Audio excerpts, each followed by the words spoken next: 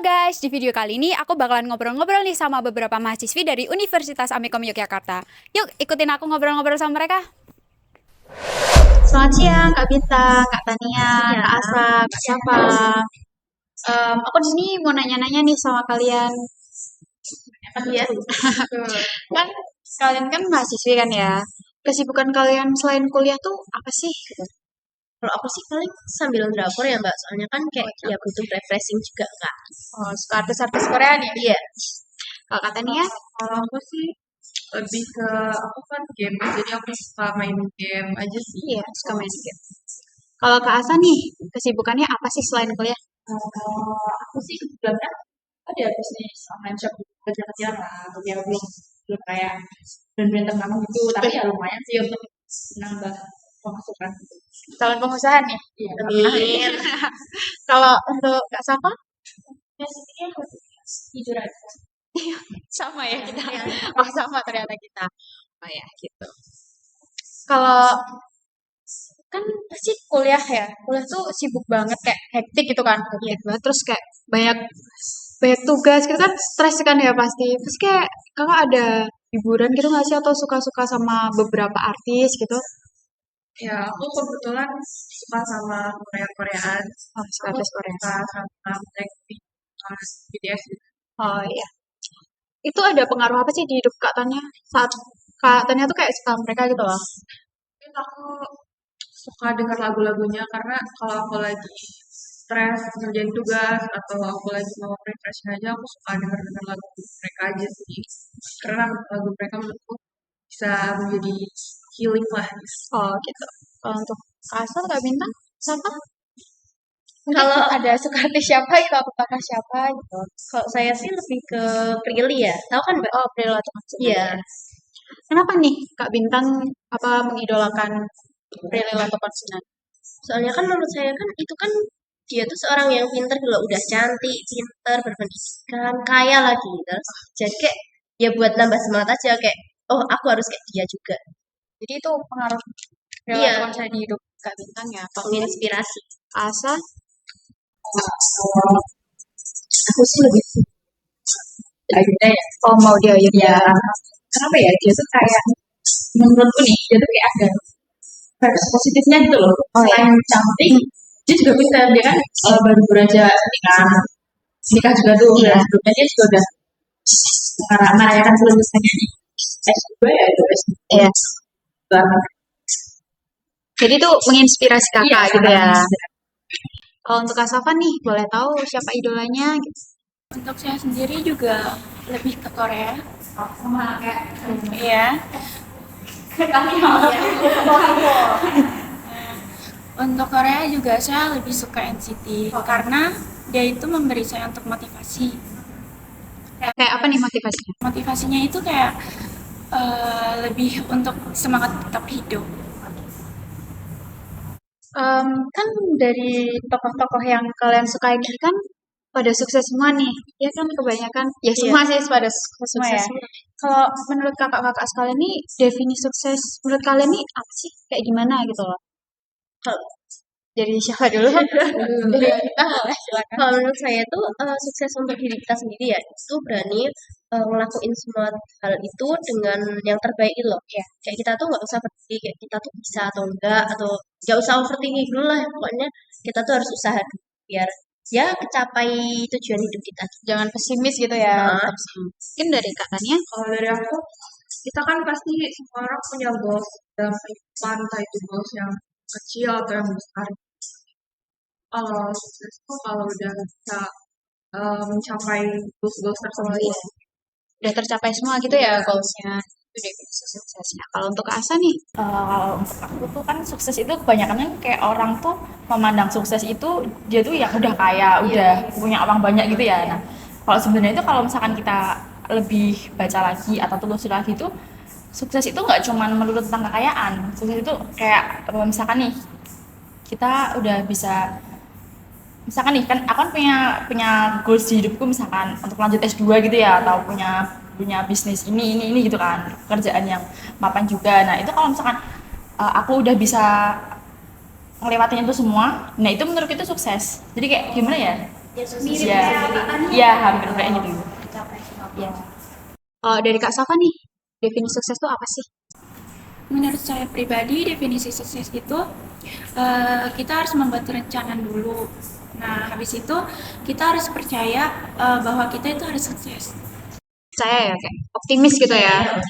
Kalau menurut kakak-kakak semua, gimana sih caranya untuk mencapai kesuksesan tersebut? Kalau dari aku mungkin aku sendiri tuh masih punya sifat yang kayak males-malesan, sering rebahan gitu. Mungkin bisa dimulai dari step by step. Yang pertama mungkin bisa eliminasi kayak gangguan-gangguan gitu, kayak noise.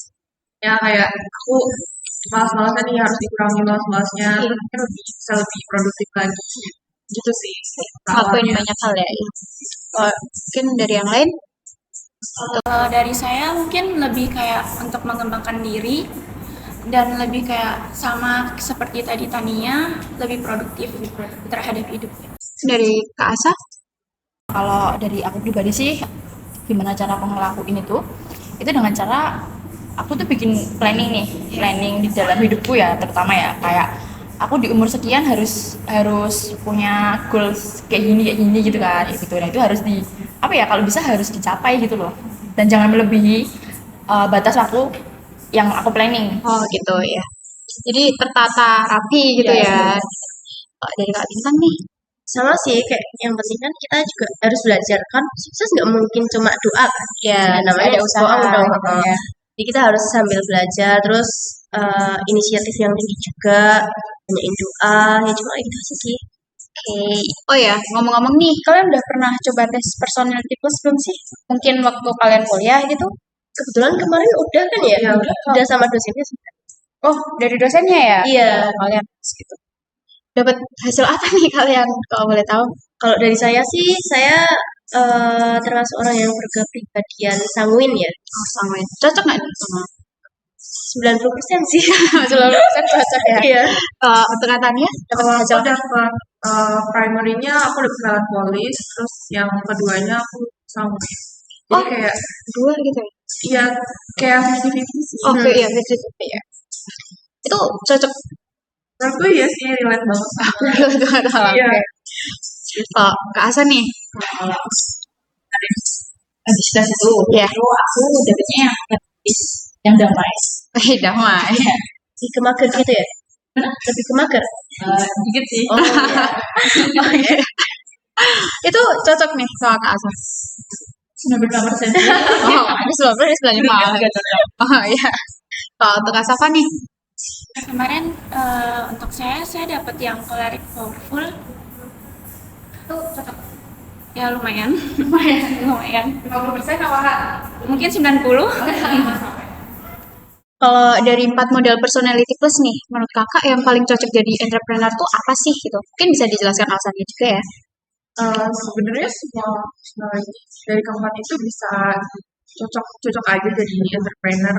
Cuman menurutku mungkin lebih ke koleris karena koleris tuh suka ngatur-ngatur orangnya. Terus mungkin kalau misalnya punya karyawan banyak itu dia bisa ngatur-ngaturin orang. Terus melankolis juga bisa soalnya dia perfeksionis itu. Terus mungkin dalam pekerjaannya dia bisa kayak teliti lah. Iya, teliti. Kayak perfeksionis. Tertata gitu ya. Mungkin ada pendapat dari yang lain?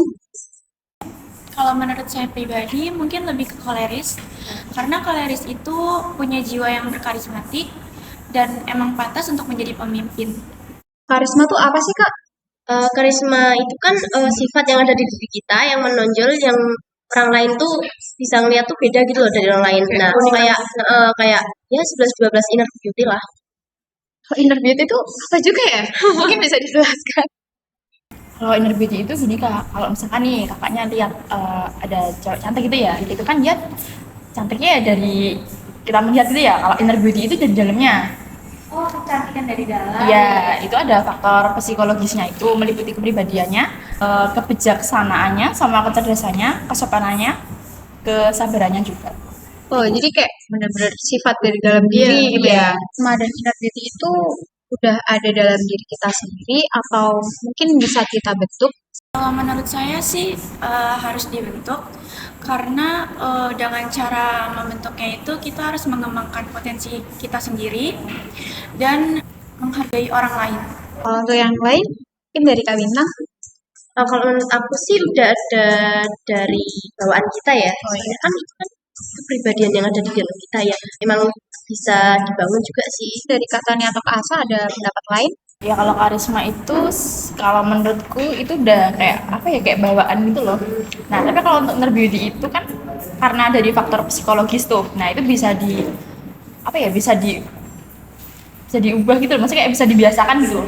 Kayak gitu ya. Iya. Kan dari beberapa pendapat nih, bilang kalau inner beauty itu bisa dibentuk. Nah, gimana sih cara membangkitkan inner beauty di dalam diri kita gitu? Kayak yang tadi aku bilang, dimulai dari kita melakukan sesuatu yang positif. Iya. Terus nanti kalau kita sering ngelakuin itu, mungkin kita jadi kebiasaan. Iya. Dan kebiasaan itu bisa jadi sifat. Sifat yang agak membangun ingat diri kita. Itu sih. Atau ada pendapat lain dari Kak Sa, Kak Safa atau Bintang? Kalau inner beauty itu kan gimana ya, kayak kita kan bisa membangkitkan itu dengan cara kalau misalkan kayak melakukan hal yang positif nih, kayak misalkan contohnya kita simpati ke orang lain, kita empati ke orang lain, kita kayak tolong menolong gitu, kayak lebih ada kasih sayang juga ke sesama manusia, sesama makhluk hidup kayak gitu sih. Tadi kan kita udah bahas nih apa itu sukses. Aku juga udah nanya-nanya ke kalian siapa tokoh-tokoh atau idola favorit kalian. Juga seberapa pengaruh sih mereka di diri kalian gitu kan. Aku juga udah nanya tentang apa itu karisma, apa itu inner beauty gitu. Mungkin beberapa pertanyaan itu sudah cukup menjawab teman-teman semua ya. Jadi kita sudahi perbincangan kali ini. Sampai jumpa di lain waktu. Jangan lupa like, subscribe, dan komen. Terima kasih.